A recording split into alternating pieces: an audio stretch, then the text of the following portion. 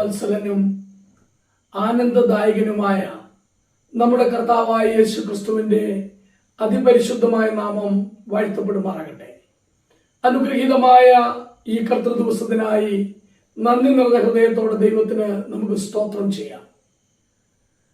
നമ്മെ കർത്താവിനെ ആരാധിക്കുവാൻ ആയുസ്സും ആരോഗ്യവും ബലവും നൽകി ഈ ഭൂമിയുടെ പരപ്പിൽ നമ്മുടെ മേൽ ദൈവകൃപ നൽകി നമ്മളെ നിലനിർത്തുന്ന ദൈവത്തിന്റെ സ്നേഹത്തെ ഓർത്ത് നന്ദി പറയാം. കർത്തൃദിന ധ്യാന ചിന്തയിലേക്ക് സ്വാഗതം. എന്റെ ഹൃദയത്തിൽ നമ്മുടെ കർത്താവിന്റെ മഹത്വം ധ്യാനിക്കുവാൻ തക്കവണ്ണം എനിക്ക് പ്രേരണ ലഭിച്ച ഒരു വേദഭാഗം ഞാൻ വായിക്കുന്നു. മത്തായി സുവിശേഷം 16-ാം അധ്യായം അതിന്റെ 21-ാം വാക്യം.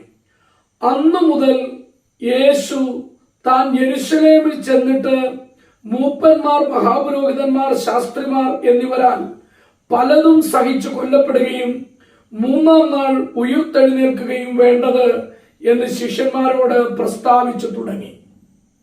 ഈ വാക്യം നമുക്ക് വളരെ പരിചിതമുള്ള ഒരു വാക്യമാണ് എന്ന് ഞാൻ പ്രതീക്ഷിക്കുന്നു.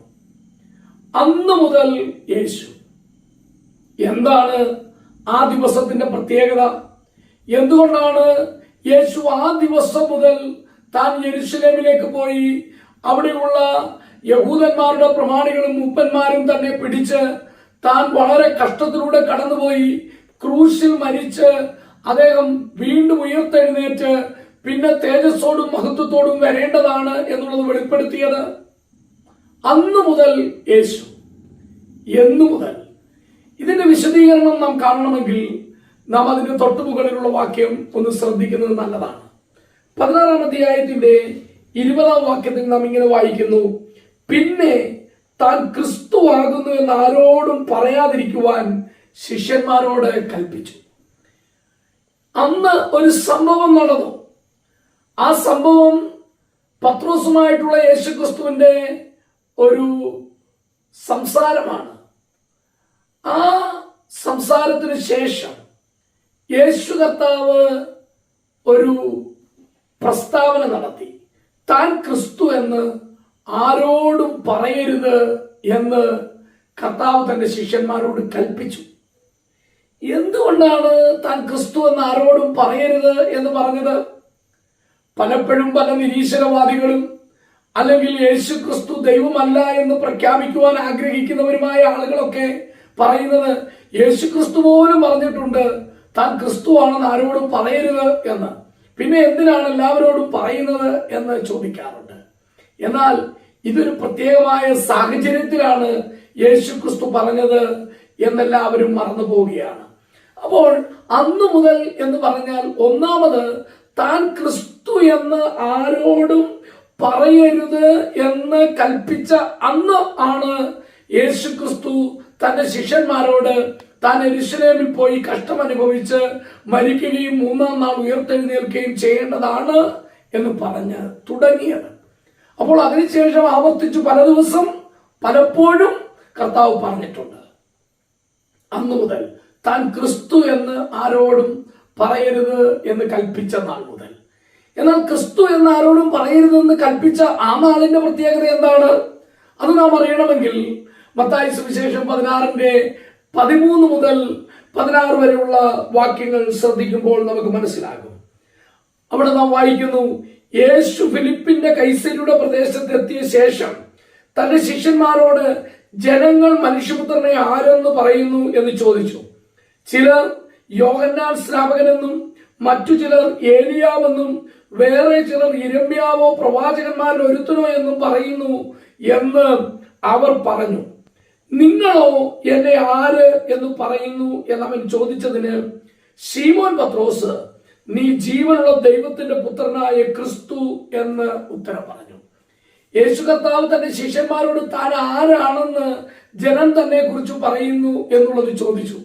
അതിനവർ വ്യക്തമായി ജനത്തിന്റെ അഭിപ്രായം യേശുക്രിസ്തുവിനോട് പറഞ്ഞു. യേശുക്രിസ്തു അവരോട് ചോദിച്ചു, നിങ്ങൾ ഞാൻ ആരാണെന്നാണ് പറയുന്നത്? പെട്ടെന്ന് തന്നെ പത്രോസാണ് ഉത്തരം പറഞ്ഞത്. പത്രോസ് പറയുകയാണ്, നീ ജീവനുള്ള ദൈവത്തിന്റെ പുത്രനായ ക്രിസ്തു. അങ്ങനെയാണെങ്കിൽ രണ്ടാമതായിട്ട് യേശുക്രിസ്തു ജീവനുള്ള ദൈവത്തിന്റെ പുത്രനായ ക്രിസ്തു എന്ന് പത്രോസും അതുപോലെ തന്നെ ശിഷ്യന്മാരും അവരുടെ ആ വലിയ അഭിപ്രായം പ്രകടിപ്പിച്ച, അല്ലെങ്കിൽ അവർ അത് പ്രഖ്യാപിച്ച ആ ദിവസമാണ് യേശു അവരോട് പറഞ്ഞത്, ഞാൻ യെരൂശലേമിൽ കഷ്ടമനുഭവിച്ച് മരിക്കും, പിന്നീട് ഉയർത്തെഴുന്നേൽക്കും എന്ന്. അപ്പോൾ രണ്ടാമതായിട്ട് യേശു ക്രിസ്തു ജീവനുള്ള ദൈവത്തിന്റെ പുത്രനായ ക്രിസ്തുവാണ് എന്ന് അവർ പ്രഖ്യാപിച്ച ദിവസം മുതലാണ്. മൂന്നാമതായിട്ട് ആ ദിവസത്തിന് മറ്റൊരു പ്രത്യേകതയുണ്ട്. അത് 17-ാം വാക്യത്തിൽ നാം വായിക്കുന്നു, യേശു അവനോട്, ബറിയോന ശീമോനെ, നീ ഭാഗ്യവാൻ, ജഡരക്തങ്ങളല്ല സ്വർഗസ്ഥനായ എന്റെ പിതാവത്രേ ഇത് നിനക്ക് വെളിപ്പെടുത്തിയത്.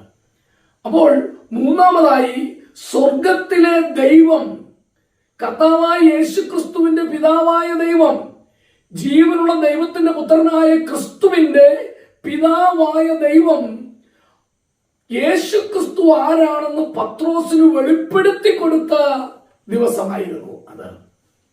പത്രോസിന് ഒരു വിലയേറിയ സത്യം വെളിപ്പെട്ടു. പത്രോസിന് ആ വെളിപ്പാട് ലഭിച്ചത് കൊണ്ടാണ് പത്രോസിന് അത് വിളിച്ചു പറയുവാനായിട്ട് കഴിഞ്ഞത്. അപ്പോൾ സ്വർഗത്തിലെ ദൈവം വെളിപ്പെടുത്തി കൊടുത്ത വിലയേറിയ സത്യം പത്രോസ് തന്റെ വായ് കൊണ്ട് പ്രസ്താവിച്ച ദിവസമാണ് ആ ദിവസം. അത് ദൈവത്തിന്റെ പുത്രനായ യേശു ക്രിസ്തു ജീവനുള്ള ദൈവത്തിന്റെ പുത്രനായ ക്രിസ്തുവാണ് എന്നുള്ള പ്രഖ്യാപനം അത് പത്രോസ് നടത്തിയ ദിവസമാണ്. പത്രോസ് അത് ഏറ്റുപറയുമ്പോൾ അത് പൂർണ്ണമായും വിശ്വസിച്ചുകൊണ്ട് ഏറ്റുപറയുകയാണ്. അവന് ദൈവം വെളിപ്പെടുത്തി കൊടുത്ത സത്യം ഏറ്റുപറഞ്ഞ ദിവസമാണ്. അതുപോലെ തന്നെ നാം അവിടെ കാണുന്നത് അടുത്ത വാക്യത്തിൽ യേശു കർത്താവ് പറയുന്ന ഒരു പ്രഖ്യാപനം, നീ പത്രോസ് ആകുന്നു, ഈ പാറമേൽ ഞാൻ എൻ്റെ സഭയെ പണിയും, പാതാള ഗോപുരങ്ങൾ അതിനെ ജയിക്കുകയില്ല എന്ന് ഞാൻ നിന്നോട് പറയുന്നു. അപ്പോൾ അന്ന് മുതൽ യേശു ക്രിസ്തു താൻ മരിക്കേണ്ടതാണ്, ഉയർത്തെഴുന്നേൽക്കേണ്ടതാണെന്ന് പറഞ്ഞപ്പോൾ ആ ദിവസത്തിന് മറ്റൊരു പ്രത്യേകത ഉണ്ടായിരുന്നു. അത് യേശു ക്രിസ്തു താൻ തന്റെ സഭയെ പണിയും എന്ന് പ്രഖ്യാപിച്ച ദിവസമായിരുന്നു. എന്താണ് പറഞ്ഞത്?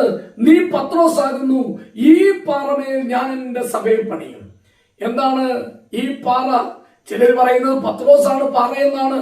അതൊരു തെറ്റായ ധാരണയാണ്, തെറ്റായ ഉപദേശമാണ്. പത്രോസിന്റെ മേൽ കർത്താവിന് സഭയെ പണിയുവാൻ കഴിയില്ല. മറ്റു ചിലർ പറയുന്നത് ക്രിസ്തുവാണ്, ക്രിസ്തു എന്ന പാറമേലാണ് തന്റെ സഭയെ പണിഞ്ഞിരിക്കുന്നത് എന്നാണ്. അത് ഒരു തെറ്റല്ല, അത് നമുക്ക് ചിന്തിക്കാവുന്ന ഒരു സത്യമാണ്. കാരണം ക്രിസ്തുവിനെ പാറയെന്ന്, യുഗങ്ങളുടെ പാറയെന്ന്, അവരെ അനുഗമിച്ച പാറയെന്ന് ഒക്കെ പറഞ്ഞിട്ടുണ്ട്. കർത്താവ് എന്ന ക്രിസ്തു എന്ന മൂലക്കല്ലിന്മേലാണ് സഭ പണിഞ്ഞിരിക്കുന്നത് എന്ന് എഫേസ്യ ലേഖനത്തിലും നാം കാണുന്നുണ്ട്. എന്നാൽ കർത്താവ് ഇവിടെ പറഞ്ഞത്, നീ പത്രോസ് ആകുന്നു, ഈ പാറമേൽ ഞാൻ എൻ്റെ സഭയെ പണിയും. അത് അവിടെ ഉപയോഗിച്ചിരിക്കുന്ന ആ പ്രയോഗം ശരിക്കും ക്രിസ്തുവിനെ കുറിച്ച് പറയുന്നു എന്നുള്ളതിനേക്കാൾ അധികം പത്രോസിന്റെ ഏറ്റുപറച്ചിലിനെ കുറിച്ച് പറയുന്നു എന്ന് ചിന്തിക്കുന്നതായിരിക്കും നല്ലത്. പത്രോസ് പറഞ്ഞു, നീ ജീവനുള്ള ദൈവത്തിന്റെ പുത്രനായ ക്രിസ്തു. യേശു ക്രിസ്തു ജീവനുള്ള ദൈവത്തിന്റെ പുത്രനാണെന്നും അവൻ മരിച്ചിട്ട് അടക്കപ്പെട്ട് ഉയർത്തെഴുന്നേറ്റ് ഇന്നും ജീവിക്കുന്നുവെന്നും ഏതൊരുവൻ വിശ്വസിച്ച് ഏറ്റുപറയുന്നുവോ അവനെ കൊണ്ടാണ് കർത്താവായ യേശു ക്രിസ്തു തന്റെ സഭയെ പണിയുന്നത്. അതുകൊണ്ട് ഈ പാറ എന്ന് പറയുന്നത് വിശ്വാസത്തിന്റെ ഏറ്റുപറച്ചിലാണ് എന്നുള്ളത് ചിന്തിക്കുന്നത് കൂടുതൽ നന്നായിരിക്കും എന്ന് ഞാൻ പ്രതീക്ഷിക്കുന്നു. അതുകൊണ്ട് യേശു കർത്താവ് ഒരു വലിയ പ്രഖ്യാപനം നടത്തി, ഞാൻ എൻ്റെ സഭയെ പണിയും. ഈ വിശ്വാസത്തിന്റെ ഏറ്റുപറച്ചിലിന്മേൽ ഞാൻ എൻ്റെ സഭയെ പണിയും. ഈ കാര്യം ആരൊക്കെ വിശ്വസിച്ച് ഏറ്റുപറയുന്നുവോ അവരെ കൊണ്ട് ഞാൻ എൻ്റെ സഭയെ പണിയും.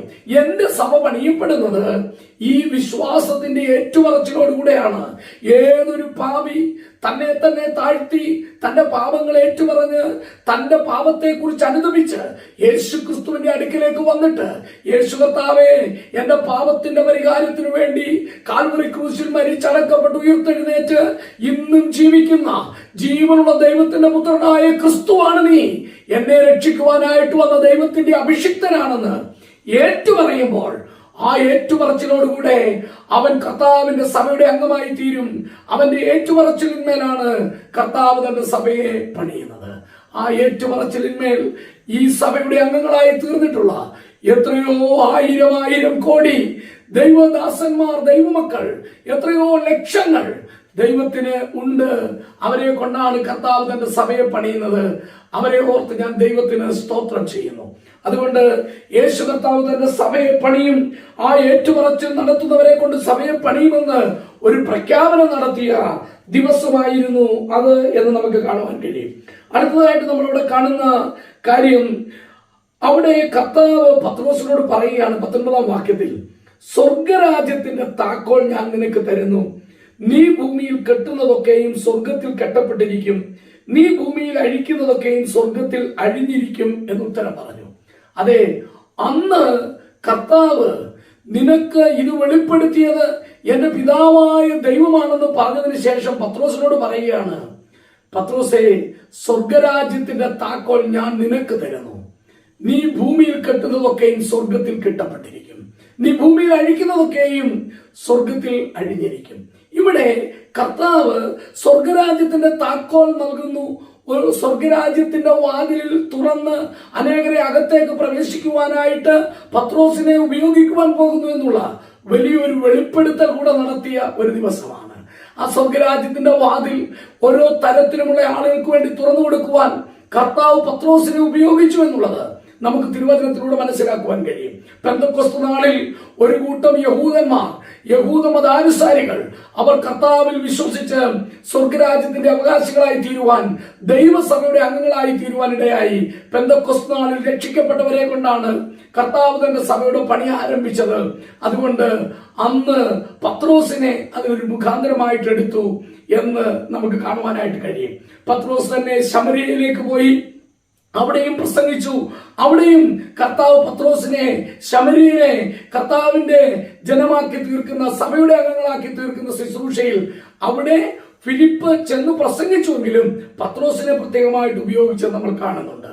അപ്പോസ്തല പ്രവൃത്തി 10 വരുമ്പോൾ നമുക്ക് കാണുവാൻ കഴിയും, അവിടെയും പത്രോസിനെ കർത്താവ് പ്രത്യേകമായിട്ട് ഉപയോഗിക്കുകയാണ്. കോർനെല്യോസിന്റെ ഭവനത്തിലേക്ക്, ഒരു ജാതീയന്റെ ഭവനത്തിലേക്ക് ചെന്ന് സുവിശേഷം പ്രസംഗിച്ച് അവരെ വിശ്വാസത്തിലേക്ക് നയിക്കുവാൻ, അവരെ സ്വർഗരാജ്യത്തിന്റെ വാതിൽ തുറന്ന് അതിന്റെ അവകാശികളാക്കി തീർക്കുവാൻ, കർത്താവിന്റെ സഭയുടെ അംഗങ്ങളാക്കി തീർക്കുവാൻ കർത്താവ് പത്രോസിനെ ഉപയോഗിച്ചു. അതുകൊണ്ട് സ്വർഗരാജ്യത്തിന്റെ താക്കോൽ ഞാൻ നിനക്ക് തരുന്നു എന്ന് പറഞ്ഞുകൊണ്ട് തന്റെ പ്രവർത്തനത്തിന്റെ പദ്ധതിയുടെ ആ വലിയ ലക്ഷ്യം എന്താണ് എന്നുള്ളത്, തന്റെ ഉദ്ദേശങ്ങൾ എന്താണെന്നുള്ളത് പത്രോസിന് വെളിപ്പെടുത്തി കൊടുത്ത ഒരു ദിവസമായിരുന്നു ആ ദിവസം. എന്നാൽ അന്ന് കർത്താവ് പറഞ്ഞു, ഞാൻ ക്രിസ്തു എന്ന് ആരോടും പറയരുത്. അതിന്റെ കാരണം എന്താണ്? അത് പറഞ്ഞതിന് ശേഷമാണ് നാം മത്തായി സുവിശേഷത്തിൽ വായിക്കുന്നത്, അന്ന് മുതൽ യേശു ക്രിസ്തു പറഞ്ഞു തുടങ്ങി. എന്താണ് പറഞ്ഞു തുടങ്ങിയത്? പ്രിയപ്പെട്ടവരെ, യേശു ക്രിസ്തു കർത്താവ് എന്ന് ഏറ്റുപറഞ്ഞ് അവനെ രക്ഷകനായി സ്വീകരിച്ച് ദൈവമക്കളായി തീരുന്നവരെ കൊണ്ട് യേശു ക്രിസ്തു തന്റെ സഭ പണിയണമെങ്കിൽ അതിനു മുമ്പ് ചില പ്രവൃത്തികൾ താൻ പൂർത്തീകരിക്കണം. അതാണ് നാം 21-ാം വാക്യത്തിൽ കാണുന്നത്. മനുഷ്യപുത്രൻ പലതും സഹിച്ച് കൊല്ലപ്പെട്ട് 3-ാം നാൾ ഉയർത്തെഴുന്നേൽക്കണം. അത് സംഭവിച്ചാൽ മാത്രമേ യേശു ക്രിസ്തു മശിഹ എന്ന് പറഞ്ഞാൽ ആ കാര്യം വിശ്വസിച്ചിട്ട് ജനത്തിന് ഏറ്റുപറഞ്ഞ് യേശു ക്രിസ്തുവിനെ രക്ഷകനായി അംഗീകരിച്ച് ദൈവസഭയുടെ അംഗങ്ങളായി തീരുവാൻ കഴിയുകയുള്ളൂ. അതുകൊണ്ടാണ് യേശു ക്രിസ്തു പറഞ്ഞത്, താൻ ക്രിസ്തു എന്ന് ആരോടും പറയരുത് എന്ന്. അത് പറയേണ്ട ഒരു ദിവസം വന്നു. യേശു ക്രിസ്തു കഷ്ടം സഹിച്ച് കാൽവരി ക്രൂശിൽ മരിച്ച് അടക്കപ്പെട്ട് 3-ാം ദിവസം ഉയർത്തെഴുന്നേറ്റ് കഴിഞ്ഞപ്പോൾ അവൻ സ്വർഗാരോഹണം ചെയ്ത് തന്റെ പരിശുദ്ധാത്മാവിനെ തന്റെ ശിഷ്യന്മാരുടെ മേൽ അയച്ചപ്പോൾ പരിശുദ്ധാത്മാവിന്റെ ശക്തിയാൽ അവർ അത് വിളംബരം ചെയ്യുവാനായിട്ട് തുടങ്ങി. അവർ യേശു ക്രിസ്തുവിന്റെ സാക്ഷികളായി. ഈ വേദഭാഗം എത്ര മനോഹരമാണ്. എന്നാൽ താഴോട്ട് വരുമ്പോൾ നാം വീണ്ടും വിലയേറിയ ഒരു സത്യം കൂടെ മനസ്സിലാക്കിയാണ്. അതിന്റെ 27-ാം വാക്യം, മനുഷ്യപുത്രൻ തന്റെ പിതാവിന്റെ മഹത്വത്തിൽ തന്റെ ദൂതന്മാരുമായി വരും. അപ്പോൾ അവൻ ഓരോരുത്തരും അവനവന്റെ പ്രവൃത്തിക്ക് തക്കവണ്ണം പകരം നൽകും. മനുഷ്യപുത്രൻ തന്റെ മഹത്വത്തിൽ തന്റെ ദൂതന്മാരുമായി വരും. അവൻ ആകാശമേഘങ്ങളെ വാഹനമാക്കി വരുവാൻ പോവുകയാണ്. അവൻ തന്റെ തേജസ്സിൽ വരുവാൻ പോവുകയാണ്.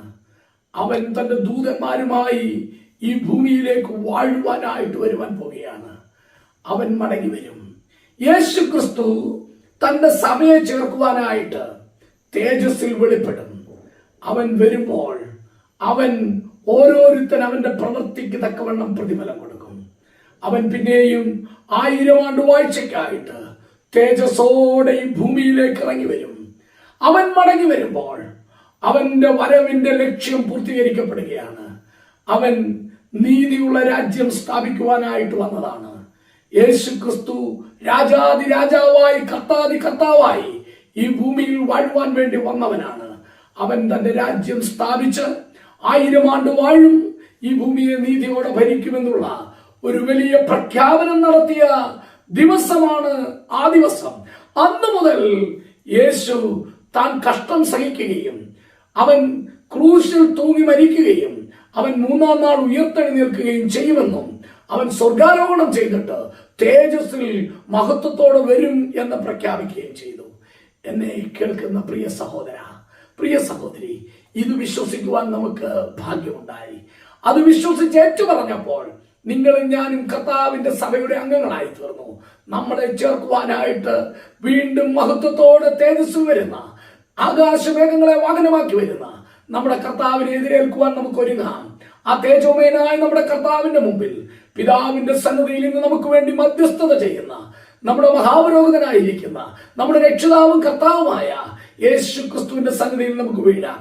പിതാവായ ദൈവത്തിന് നമുക്ക് സ്തോത്രം ചെയ്യാം.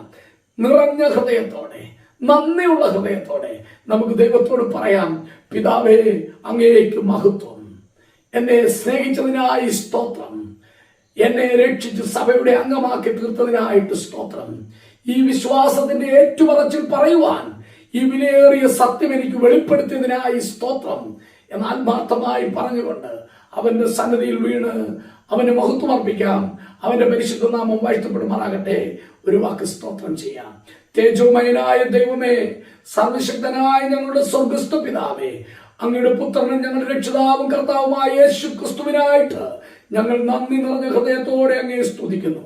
ഞങ്ങളുടെ കർത്താവായ യേശു ക്രിസ്തു ജീവനുള്ള ദൈവത്തിന്റെ പുത്രനായ ക്രിസ്തുവാണെന്നും ഞങ്ങൾക്ക് വേണ്ടി ക്രൂശിൽ മരിച്ചടക്കപ്പെട്ട് ഉയർത്തെഴുന്നേറ്റ് ഇന്നും ജീവിക്കുന്നുവെന്നും ഞങ്ങൾക്ക് ഏറ്റുപറയുവാൻ, അവനെ ഹൃദയത്തിലേക്ക് സ്വീകരിപ്പാൻ, ദൈവമക്കളായി തീരുവാൻ ഭാഗ്യം തന്നതിനായിട്ട് സ്തോത്രം.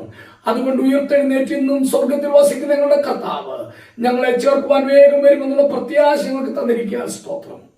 ഇനിയും തേജസ്സോടെ വരുന്ന ഞങ്ങളുടെ ആത്മമണവാളനായി ഞങ്ങൾ അങ്ങേ നന്ദിയോടെ സ്തോത്രം ചെയ്യുന്നു. അവനോടുകൂടെ ഞങ്ങളും വാഴും എന്നുള്ള വിലയേറിയ പ്രത്യാശ തന്നിരിക്കാൻ സ്തോത്രം. എളിവലാകുന്നു ഞങ്ങൾ ഒരുക്കിക്കൊണ്ടുവന്നിരിക്കുന്ന സകല സ്തുതിയും സ്തോത്രവും ആരാധനയും പുകഴ്ചയും സർവ്വവല്ലഭനായ പ്രിയ പിതാവേ, അങ്ങയുടെ പാദപീഠത്തിൽ അർപ്പിക്കുന്നു. ഞങ്ങളുടെ കർത്താവും രക്ഷിതാവുമായ യേശു ക്രിസ്തുവിന്റെ വിലയേറിയ നാമത്തിൽ തന്നെ. ആമേൻ.